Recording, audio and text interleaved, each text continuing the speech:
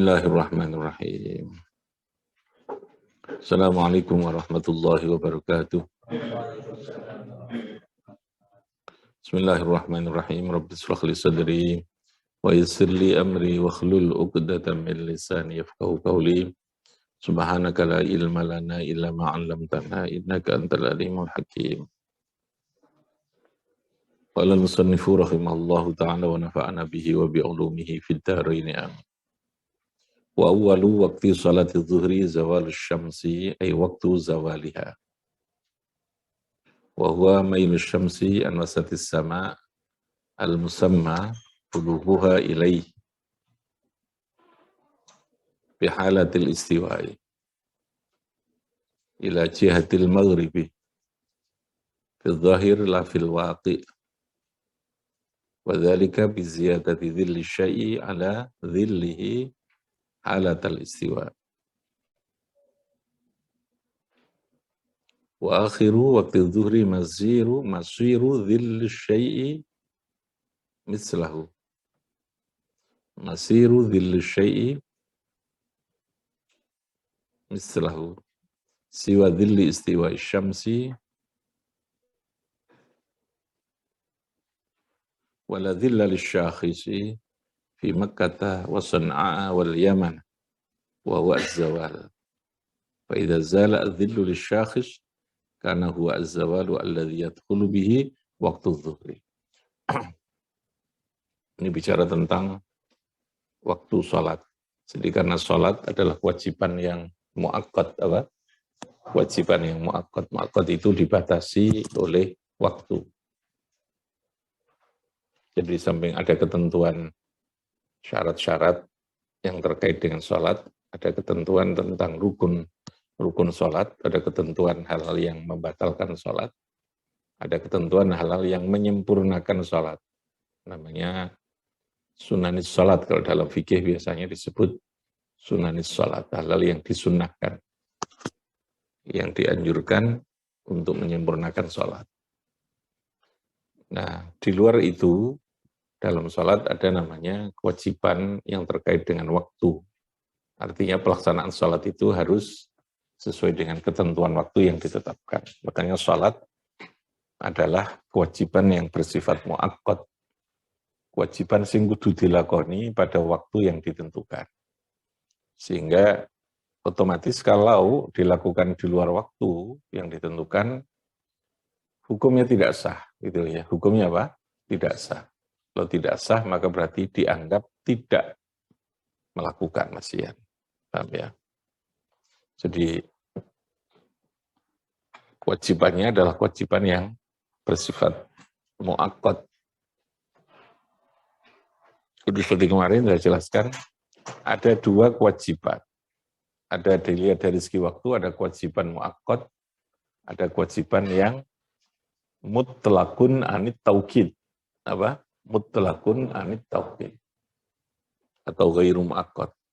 Mutlaq itu artinya yang tidak terikat oleh ketentuan waktu. Contohnya membayar kafarat. Kafarat itu denda hukuman atas sebuah pelanggaran. Ya.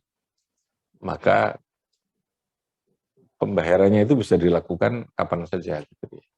Kapan saja. Itu kewajiban namanya ghairu muakkad. Kewajiban apa? Ghairu muakkad. Mengqadha sholat. Mengqadha puasa bagi perempuan yang haid. Itu ghairu muakkad.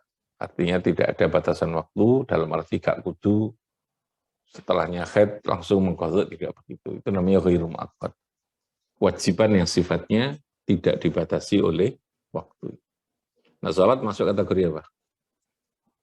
Kewajiban yang sifatnya apa? Muakkad. Kewajiban apa? Muakkad. Nah, karena dibatasi oleh waktu, kita harus tahu waktunya, gitu ya. Harus ngerti waktu kapan sholat itu dilakukan. Jangan sampai menjalankan sholat, tapi tidak paham atau tidak ngerti yang terkait dengan apa? Waktunya sholat itu. Oh iya, ya. Sebab kalau salah waktu ya tidak sah. Hukumnya apa? Tidak sah. Wa awwalu waqti sholati zuhri. Sekarang untuk waktu zuhur. Wa awwalu waqti sholati zuhri utawi awalnya waktu sholat zuhur. Iku zawal syamsi zawal. Mari apa zawal itu? Lingsir. Apa lingsir? Matahari sudah bergerak ke arah barat. Jadi dalam matahari itu ada istilah tulu syams, karena matahari itu menjadi pedoman untuk menentukan waktu. Salah satu fungsi ya, salah satu fungsi Allah menciptakan matahari itu diantaranya adalah untuk menentukan waktu itu. Hisab dalam bahasa Al-Quran. Bisa menghitung kehidupan kamu. Kehidupan tentang musim, kehidupan tentang waktu, tentang umur, tentang hari gitu ya. Di antara pedomannya menggunakan apa? Matahari itu, perputaran matahari itu. Nah, dalam matahari, untuk menentukan waktu itu ada istilah tulu usyams. Tulu itu berarti munculnya matahari. Lalu ada namanya istiwa. Istiwa itu berarti posisi matahari ada di tengah-tengah. Tengah-tengah itu namanya istiwa. Lalu ketika bergeser ada namanya apa? Zawal. Ada namanya apa? Zawal. Fikihnya namanya zawal syams. Zawal artinya adalah lingsir, sudah bergeser. Lalu ada dhillun, ini dalam fikih ya istilah-istilahnya. Dhillus zawal. Apa namanya? Dhillus zawal. Atau dhillus syai'. Ya namanya dhillus syai', bayangan maksud saya. Dhillus syai'. Dhillun artinya adalah bayangan. Sesuatu karena lingsir matahari tadi akan memunculkan bayangan. Gitu ya. Ketika matahari istiwa itu di mana? Di tengah. Ya. Posisi di tengah dia tidak memunculkan bayangan. Paham ya? Ini posisi nanti secara fikih masih haram. Hukum sholat itu haram ketika posisi matahari di tengah. Ketika sudah mulai lingsir, namanya zawal syams, lalu di situ mengeluarkan yang namanya dhillun, bayangan, dari posisi zawalnya ini akan mengeluarkan bayangan. Benda itu kalau sudah matahari sudah bergeser gini, benda ketika ditegakkan begini, dia akan menimbulkan bayangan. Bayangan itu bahasa Arabnya apa? Dhillun. Apa? Dhillun. Dhillu bayangan. Lah dhillun, ini kalau dalam fikih ada istilah dhillus syai', bayangan sesuatu. Ada lalu kemudian ada dhillun, mislahu. Kalau mislahu itu, bayangan itu setinggi dari benda. Itu namanya mislahu. Paham ya? Namanya apa? Mislahu. Kalau 1 meter, bayangannya 1 meter itu namanya dhillahu, dhillun yang mislah. Kalau sudah 2 kali bayangan, biasanya dalam bahasa istilah fikihnya namanya mislaini. Apa? Mislaini. 2 kali bayangan. Nah, itu bayangan. Jadi Allah menciptakan matahari adalah untuk menentukan. Nanti ketika sudah matahari akan tenggelam, ada namanya ghurubus syams. Ada namanya apa? Ghurubus. Ghurub itu berarti sudah suruh. Nah, sebelum ghurub itu ada istilah isfirar, ada istilah asfar, sinar dhau'us syams, sinar matahari. Sinar ada warna kuning, ada warna keputihan gitu ya, dan seterusnya. Itu semua nanti ada keterkaitan dengan persoalan fikih. Fikih ada keterkaitan dengan persoalan hukum yang menyangkut tentang kewajiban melaksanakan sholat itu. Paham itu? Nah itu dalam agama diatur seperti itu gitu ya, diatur kayak begitu. Nah zuhur itu zawalus syams. Kapan zuhur itu dimulai? Jadi kalau dalam kitab fikih itu tidak menggunakan istilah jam ya, karena jam itu bisa bergeser. Sekali lagi matahari dia akan berputar dan terjadi sebuah pergeseran. Kalau dihitung dengan jam, paham ya? Jadi hari ini dengan hari besok mungkin selisih berapa detik, berapa menit, berapa detik. Itu ada ilmunya namanya ilmu falak. Ilmu falak itu ilmu astronomi untuk menghitung yang terkait dengan perputaran. Jadi matahari, rembulan bisa menjadi bukti tanda kebesaran Allah untuk menentukan sistem kehidupan yang disebut dengan hisab, perhitungan itu. Paham itu? Jadi ada hitungan hari hitungan waktu itu diantaranya menggunakan. Nah, puasa juga begitu kan? Puasa kapan dimulai? Kapan lalu berakhir? Kalau berakhir berarti rioyo kan? Puasa berakhir namanya apa? Neung Jawa rioyo, namanya Syawal bulannya. Syawal itu bulan Islamnya. Rioyo itu istilah orang Jawa ya. Istilah orang Indonesia, rioyo. Itu berarti sudah masuk Syawal, otomatis berarti posone itu berakhir. Di sana ada hukum yang berlaku gitu ya. Kalau sudah dinyatakan masuk 1 Syawal, wong Indonesia nyebut rioyo, berarti haram puasa gitu nih. Kaitannya dengan persoalan hukum fikih. Hukum apa? Kaitannya dengan persoalan apa? Hukum fikih tadi. Nah, hukum itu berkaitan dengan akibat hukum. Dosa gak dosa itu tadi gitu ya. Paham ya? Nanti juga begitu. Masuk awal Ramadan juga kita harus tahu apakah ini sudah masuk apa belum. Nah, itu ada ketentuan waktu yang menyangkut itu karena muaqqat. Wa awwalu waqti sholati dzuhri utawi kawitane waktu salat zuhur iku zawalus syams. Lingsirnya matahari. Waktu zawaliyah dikasih waktu lingsirnya matahari. Itu awal bergeser. Berarti sudah dimulai. Kalau masih di tengah belum masuk waktu zuhur ya. Ketika sudah bergeser begini baru masuk waktu zuhur. Jamnya jam berapa tergantung. Bisa jam 12, bisa 11.35, bisa 11.25 tergantung ya. Bisa 12.20, bisa 12.10 gitu tergantung. Pergeserannya itu antara itu. Ya, itu pergeseran.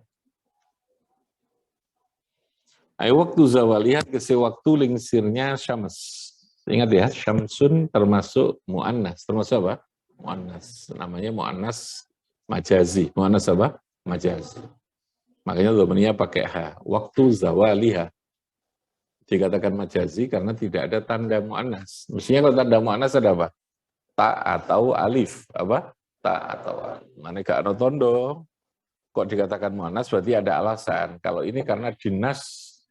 Nas itu ditentukan di dalam apa? Al-Quran. Waktu zawaliyat ke waktu lingsirnya syams. Wahuti zawal. Apa yang dimaksud dengan zawal? Lingsir itu tadi. Kan ada definisi fikihnya. Ya, ilmu pasti ada definisi kan. Wahuti zawal syams iku mailus samsi condongnya matahari. Anwasatis sama dari tengah-tengahnya langit. Jadi posisi kalau di tengah namanya istiwa. Ketika sudah mulai dia mail itu condong, lingsir tadi ya istilah wong Jawa ini, maka berarti itu sudah zawal. Apa namanya?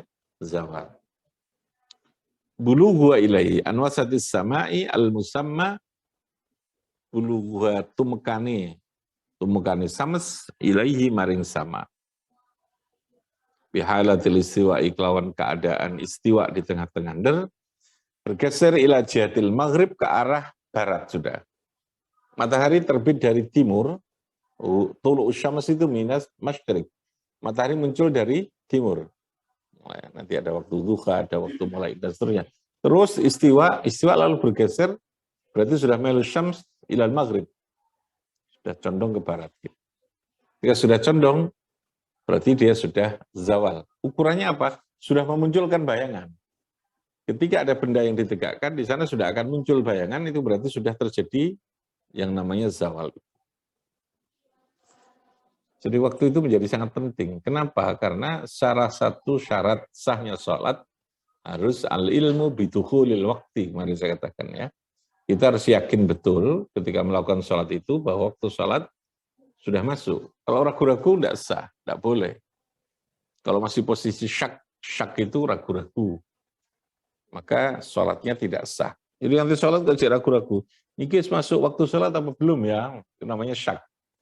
Fikih itu minimal itu dzon, hukum itu. Dzon itu di atasnya syak. Jadi ada ilmu, lalu ada dzon. Ilmu itu 100%. Anda melihat ini warna putih, itu berarti ilmu. Sudah. Welo-welo ya. Tapi kalau masih ada kemungkinan 10-20% bahwa dugaan kita ada salahnya, benarnya adalah 80%, itu namanya dzon. Dan fikih itu minimalnya dzon. Fikih itu kan menetapkan hukum. Saya ulangi ya. Penetapan hukum itu harus berdasarkan fakta. Fakta itu ya tadi ini. Bisa dalam bentuk keyakinan, dalam bentuk ilmu, bisa minimal dalam bentuk apa? Dzon. Bentuk apa? Dzon. Dzon itu dugaan kuat. Itu dzon. Kebenarannya 80%. Kalau sudah ilmu itu nas namanya sudah. Nas. Bukan lagi fikih. Salat itu wajib, itu nas. Bukan fikih. Paham ya? Paham itu? Bahwa bismillah itu menjadi salah satu ayatun minal fatihah. Itu fikih. Paham ya? Fikih. Paham itu? Karena memang dzon. Dia lahir dari ayat yang dari pengertiannya adalah dzon. Pemahamannya bersifat dzon. Nah, menetapkan sholat. Sholat itu kan Anda menetapkan hukum kan? Saya akan sholat. Itu kan menetapkan hukum. Bahwa ini saya sudah masuk kewajiban. Menetapkan bahwa sudah masuk kewajiban sholat. Itu berarti menetapkan hukum. Maka minimalnya berdasarkan apa? Minimalnya berdasarkan apa tadi? Dzon. Berdasarkan apa? Dzon. Meskipun kamu tidak harus cari, kalau ilmu itu ya, Anda cari alatnya, kayak ngerti hisab kemudian menghitung, ya sudah, berarti itu ilmu. Paham ya? Tidak harus begitu. Dzon saja, dzon. Ya, sama dengan hakim lah. Hakim kalau memutuskan keputusan dalam pengadilan, ya minimalnya itu fakta hukum. Tidak boleh menetapkan hukum orang ragu-ragu. Saya ini belum terlalu jelas ya, belum terlalu yakin dengan fakta-fakta ini. Tapi apa boleh buatlah, saya putuskan saja. Namanya hakim kentir namanya ya. Ya harus berdasarkan bukti-bukti dan fakta hukum, maka saya putuskan, harus begitu yakin. Persoalan bahwa fakta itu terjadi kekeliruan bukan kesalahan dia. Karena dia hanya melihat apa yang tampak, apa yang dia dengar, apa yang dia lihat. Paham? Urusan Gusti Allah. Nah, Allah begitu cara menetapkannya. Jadi hukum berdasarkan fakta. Fakta itu artinya bukti-bukti tadi itu. Minimalnya tadi apa? Dzon. Tidak boleh menetapkan hukum itu berdasarkan apa? Syak. Tidak boleh. Apalagi wahm. Syak itu 50-50. Syak itu tengah-tengah antara benar dan salah itu 50%. Itu tidak boleh. Kalau wahm itu kebenarannya lebih rendah lagi. Gitu. Wahm namanya apa? Wahm. Dugaan yang sangat lemah. Kalau punya indikasi-indikasinya lemah. Oke ya. Fidzohiri dalam zohir. Jadi ini fidzohir. Fidzohir itu artinya melihat mata kamu itu kayak apa gitu ya. Fidzohir. Tidak harus kamu kemudian mengukur dengan ketentuan. Nah itu tidak begitu. Paham ya? Apakah betul itu sudah masuk waktu zuhur? Apakah betul sudah? Harus diukur dulu dengan ilmu. Tidak harus begitu. Itu agama. Agama Islam tidak memberikan pembebanan yang melebihi itu. Makanya cukup dengan dzon itu sudah cukup. Paham ya? Tidak sampai dengan yakin.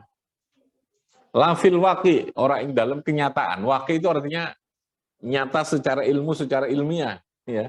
Jadi mau sholat, tidak harus kamu lalu kemudian bikin semacam rubuk itu untuk mengukur betul matahari. Ya sudah ya, ini sudah ada ini ya, baru sholat. Itu tidak harus.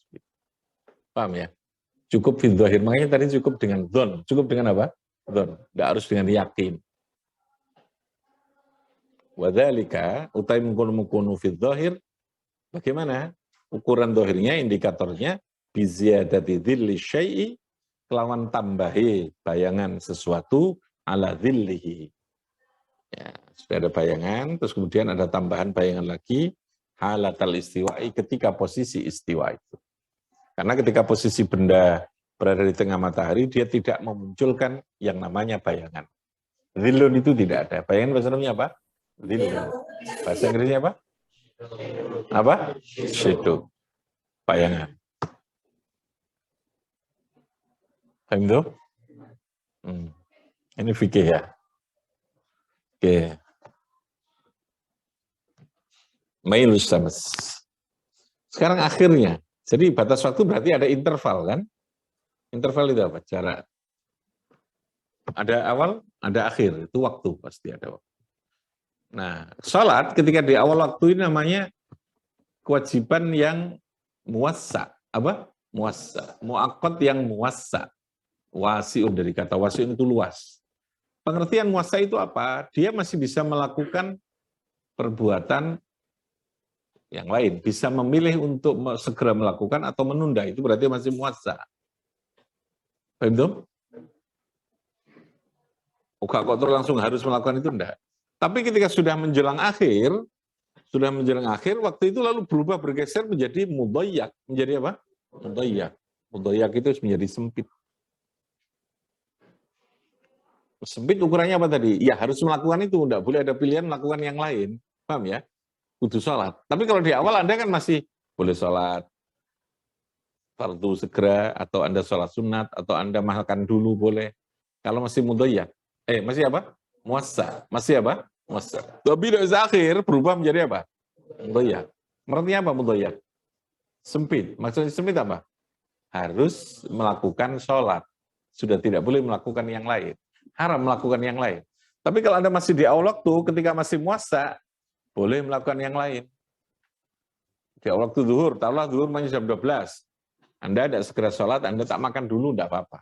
Tapi tidak wis akhir, durung sholat, waktu sudah mepet, Anda tidak boleh makan dulu, harus sholat. Makan berdosa hukumnya. Paham ya? Karena sudah berubah menjadi apa? Mudhoyyak. Sholat sunat berdosa. Wis wae sholat duhur, sentengan tentek, cek sholat sunat dhisik. Sholatnya itu loh dosa sholat sunat itu. Paham ya? Karena sudah berubah menjadi apa? Mudhoyyak. Tapi ketika masih di awal, muassa masih bisa. Ada pilihan untuk melakukan sesuatu yang lain. Berarti masih ada kemungkinan untuk melakukan sesuatu yang selain waktu sholat. Jadi urusan waktu saja itu bahasannya agak panjang. Paham ya? Panjang. Nah, belum nanti akibat dari waktu. Kemarin saya katakan kalau kewajiban itu dilakukan pada waktunya namanya adaan. Apa namanya? Adaan. Kalau di luar waktu namanya qadha. Nek waktu ngawur karepe dhewe ya gak qadhaan ya gak adaan. Jadi ngawuran. Apa namanya? Ngawuran. Salat gak ro waktu kemudian nglakoni dhewe ya jenenge ngawuron gitu ya. Kalau ngawur utawi ngawur itu artinya blaraun gitu ya. Paham tuh? Itu gambarannya. Nek nongone waktu maka itu disebut dengan adaan. Waktu itu pun nanti akan ada dibagi, ada waktu fadilah, ada waktu ikhtiar, ada waktu jawaz. Itu dalam agama begitu. Paham ya? Jadi qadha itu melakukan kewajiban di luar waktu ketika di dalam waktu dia lupa atau tertidur. Alasan cuma dua itu dok yang boleh. Lupa atau apa? Tertidur. Agama Islam memberikan ruang namanya qadhaan. Paham ya? Lali tadi ini. Dia merasa lupa. Terus sholat aku mau ya ternyata. Waktu ini sudah habis. Maka Anda harus melakukan apa? Qadhaan. Tidak berdosa kalau begitu. Tapi seringkali begitu ya tetap tidak berdosa, tapi jenenge pikun sudah. Malaikat ya. Sholat lali terus tapi nek mangan gak tahu lali ya. Itu jenenge wal pikunu sudah. Jadi ada intervalnya. Wa dzalika utamukunu zawal iku bi ziyadati dzilli syai'i tambah ala dzillihi ing atase bayangannya syai' halatal istiwa ketika istiwa itu. Wa akhiru waktu dhuhri iku masiru dzulli syai'i mislah. Nah itu ya. Zuhur akan habis kalau sudah bayangan benda itu setinggi benda itu. Dhillu syai'i mislahu. Apa? Dhillu syai'i mislahu. Otomatis ketika waktu zuhur habis, jadi sudah masuk waktu asar. Paham itu? Paham itu? Jadi masiru dadine dhillu syai'i mislah. Mislahu itu artinya sepadan. Bendanya 1 meter, ketika sudah ada bayangan 1 meter, berarti habis waktu zuhur. Paham ya? Berarti sudah masuk waktu apa? Asar. Siwa dhilli istiwa isyams. Selain dhilli istiwa isyams, bayangan istiwanya syams tadi itu yang pertama muncul tadi. Wala dhillu, wala titik tadi. Wala dhilla lisyakhis. Fi Makkah atau Sana'a wal Yaman. Tidak ada bayangan bagi benda, bagi seseorang atau benda di Mekah, Sana'a, dan Yaman. Wa huwa az-zawal. Wa huwa utawi dhillu syai'iku az-zawal. Wa idza zala nalikane wis lingsir apa dhillu, bergeser apa dhillu lisyakhis. Karena huwa az-zawal alladzi yadkhulu bi waqtu dhuhri alladzi ka. Yadkhulu kang masuk bi kelawan zawal. Apa waktu zuhri waktunya zuhur. Itu lalu kemudian baru dinyatakan kalau sudah ada zawal lalu ada dhillu syai' siwa dhilliz istiwa, dhilliz zawal, maka itu berarti sudah masuk waktunya zuhur. Dan terakhir tadi kapan waktu zuhur? Ketika benda itu sudah punya bayangan setinggi bendanya. Bahasa Arabnya apa? Dhillu syai'i mislahu. Apa? Dhillu syai'i mislahu. Sudah podo karo bayangan. Oke. Apa? Oh iya, silakan.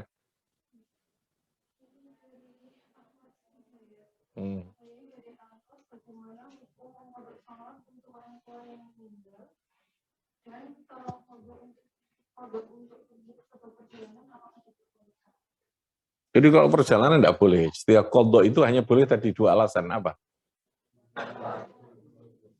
Tertidur atau tertidur itu pun kodok yang tidak berdosa kalau tidurnya sebelum masuk waktu sholat. Kalau sudah masuk waktu sholat, kok dia sudah masuk sholat dia tidur ya, sengaja tidur lalu sampai kebablasan, dia tetap wajib kodok tapi dia berdosa. Paham ya? Tiduran. Tapi kalau lupa kan nggak ada batas waktu, mau healing kemudian lupa gitu kayak. Artinya kalau lupa ya tidak ada kaitan pembagian kayak itu tadi. Tapi nek turu tadi ini, karena turu ini saat turungi masuk waktu sholat, lalu dia ketiduran, nggak berdosa. Tapi wis masuk waktu sholat, dia sengaja tidur, paham ya? Lalu kemudian habis waktunya, dia harus kodok, ini yang kodok tapi dia. Kodok tapi apa? Berdosa. Hukum itu ada begitu. Kayak sholat itu sah tapi dia berdosa. Contoh, Anda sholat pakai baju temannya gasap istilahnya. Pakai baju temannya tanpa izin, namanya gasap ya. Anda sholat kamu sah, tapi kamu berdosa. Sah tapi berdosa.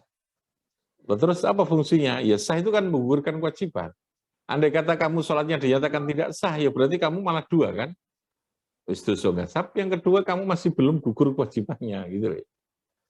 Paham ya? Nah kayak kodok tadi, ketika ketiduran masuk waktu sholat itu kodoknya harus tapi berdosa. Sekarang bagaimana dengan perjalanan? Perjalanan tidak bisa, perjalanan atau termasuk apa ya? Repot ya, repot dengan pekerjaan atau macam-macam lah gitu ya. Repot jadi ini, repot jadi manten, repot pekerjaan.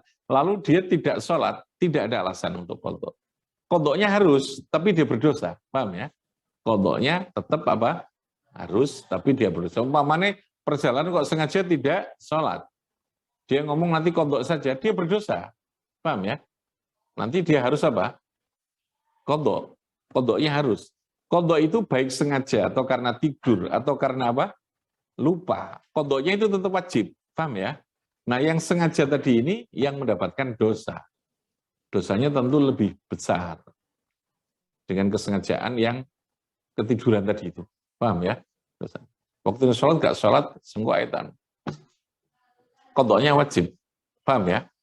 Jadi kodok itu baik karena alasan yang dibenarkan atau karena kesengajaan, lalu waktunya dia habis, sengajaan itu termasuk karena pergi. Karena pergi kan ada aturannya, sholat. Bagaimana orang ketika pergi sholat, itu kan ada aturan. Paham ya? Ada namanya lihurmatil wakti. Apa namanya? Lihurmatil. Kalau kita pergi di sana tidak punya pakaian yang suci, tidak ada tempat untuk wudhu, tidak ada ini, nggak ada musola, umpamanya gitu, tetap sholat saja sebisa kita gitu ya. Apa namanya khairat waktu, nanti namanya ada i'adah. Ada namanya apa? I'adah.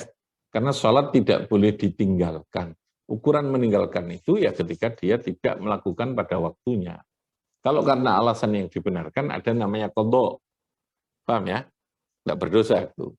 Tapi kalau alasan qadhanya tidak dibenarkan, qadhanya tetap harus, tapi dia tetap berdosa itu. Dosa ini tentu berbeda sesuai dengan tingkat dia meninggalkannya itu karena kondisi, karena alasan apa. Ya, jadi tidak ada alasan pergi untuk mengqadha. Yang ada itu kemungkinannya lihurmatil wakti, ya, yang ada itu. Itu pun kan ketika tidak menemukan tadi itu tempat wudhu, tidak menemukan apa untuk tayamum karena di atas pesawat, mana ya toh, dia pergi sudah waktunya masuk sholat lalu sampai habis dia, nah di situ sholat saja dia, meskipun dalam keadaan tidak suci ya, meskipun punya hadas, tapi namanya sholat apa? Lihurmatil wakti, apa namanya? Lihurmatil wakti. Tidak menghadap ke kiblat, sholat saja, paham ya? Sholat fardu itu wajib menghadap kiblat. Di atas kereta, sholat saja. Madhep non duwe sepure gak apa-apa. sholat untuk menghormat waktu itu. Tapi nanti lakukan namanya apa? I'adah. Namanya apa? I'adah. I'adah sholat itu artinya mengulang sholat. Tidak ada pakaian, tidak ada apa. Pada sholat wajib punya pakaian. Utuh, gak apa sholat. Harus pada waktu itu. Paham ya? Sholat utuh. Tapi jangan berjamaah. Utuh kok sholatnya berjamaah. Ya. Ini gak bisa sholat nanti itu. Nginceng koncone ya. Nah, tapi nanti namanya sholat apa? Lihurmatil waktu. Nanti harus ada apa? Ya ada. Bukan qadha. Namanya apa? Jadi sholat, tapi tidak sempurna, nggak memenuhi syarat rukun, nanti mengulang lagi ketika sudah memenuhi syarat rukun. Ya ada tuh sholat. Tidak lagi qadha namanya ya. Ada pergi juga demikian. Kemungkinannya lihurmatil waktu tadi itu ya. Pilihannya. Ya kalau ada tempat sholat, ada ini, kalau kendaraan kita bisa berhenti, harus berhenti. Kalau pakai kendaraan yang bisa berhenti, paham ya? Kecuali kalau mobilnya tidak ada remnya, terus kayak gitu ya. Kan tidak mungkin. Kalau pesawat kan tidak bisa berhenti di waktu tempat, gitu ya. Kalau mobil kan bisa berhenti, ya harus berhenti. Terus gak sholat, ya dosa. Berdosa karena waktu tadi. Paham ya? Terus bagaimana orang tua yang karena dia sakit? Jadi begini, sholat itu tetap kewajiban. Meskipun sakit. Paham ya? Berbeda dengan puasa. Kalau puasa itu tidak mampu, tidak apa-apa, tidak puasa. Ketika nanti kok ternyata sampai dia akan melakukan qadha puasa gak iso, meninggal, tidak apa-apa sudah. Paham ya? Dia tidak bisa puasa. Digantikan dengan bayar apa? Fidyah. Membayar apa? Fidyah itu. Bayar beras, kalau tidak bisa itu. Tapi untuk sholat, itu tidak ada istilah tidak sholat itu. Meskipun sakit sekalipun kan ada aturan. Gak iso ngadeg, kudu apa? Tetap sholat kan? Duduk. Sudah gugur duduk itu. Paham ya? Karena kondisinya ada hukum rukhsah di situ. Paham ya? Kalau tadi tidak hukum rukhsah, tetap berlaku hukum asal. Gak iso duduk dengan apa?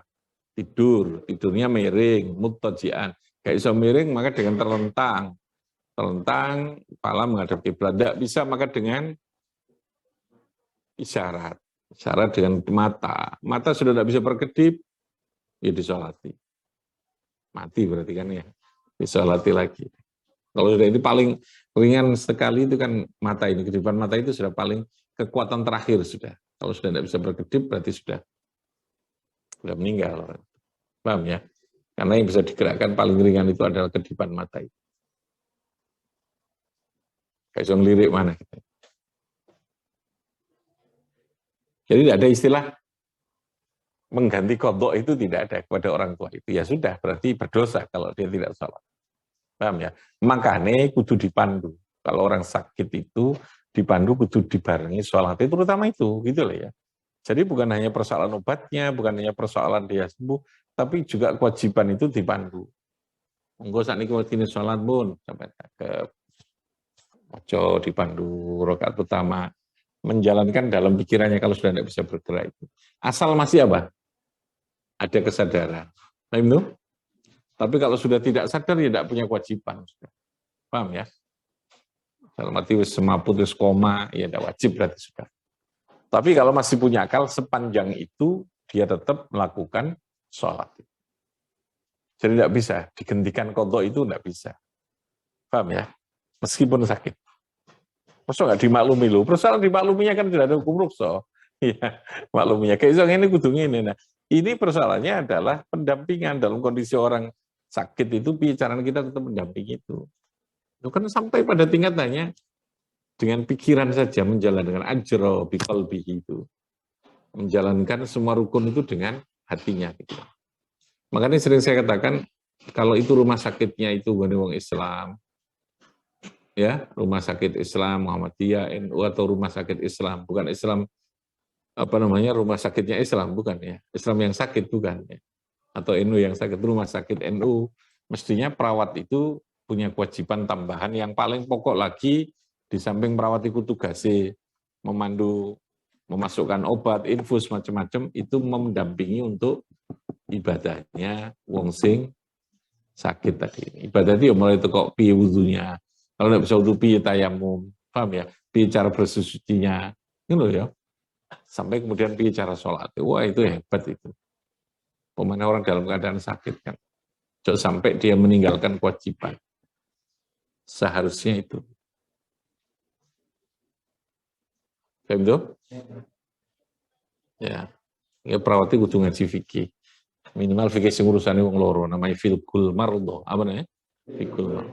Fikih orang sakit. Jadi ada fikih orang sakit. Fikih rumah sakit itu ada. Yang rumit ada di sana. Kalau dia kena perban begini, lalu tidak bisa wudhu, perban caranya wudhu, itu kan aturan nih, jabiro. Namanya sohibul jabair. Apa namanya? Sohibul jabair. Wong sing duwe ini perban. Itu ada fikihnya di depan kan? Ada ya? Ada lagi? Oke. Ya. فانفعنا ببركتهم واهدنا الحسنى بحرمتهم وأمتنا في طريقتهم ومعافاتهم اللهم صل على محمد